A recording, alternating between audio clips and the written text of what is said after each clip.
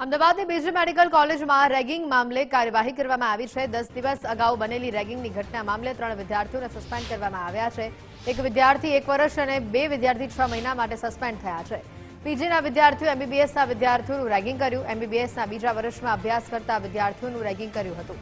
સમગ્ર મુદ્દે બીજા મેડિકલના ડીન ડોક્ટર મીનાક્ષી પરીખનું નિવેદન સામે આવ્યું છે। એન્ટી રેગિંગ કમિટીએ 24 કલાકમાં રિપોર્ટ આપ્યો હતો।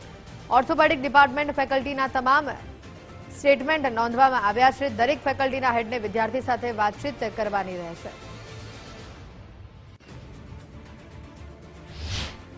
એમાં એક જ વસ્તુ લખી હતી કે હું 5 મહિનાથી આ ડિપાર્ટમેન્ટમાં છું। એના પરથી ખ્યાલ આવ્યો કે આ ફર્સ્ટ યર રેસિડેન્ટ હોઈ શકે। ઓર્થોપેડિક ડિપાર્ટમેન્ટનું નામ લખેલું હતું અને એ સિવાય નામ લખેલું નહોતું ફરિયાદ કરતાનું, જે એનએમસીએ પણ ખૂબ સંવેદનશીલ રીતે આ વસ્તુ કહેલી જ છે કે જેની પર રેગિંગ થતું હોય એ લોકો ડરેલા હોય એટલે પોતાનું નામ આપશે તો કદાચ વધારે તકલીફ પડશે, એટલે ન આપે।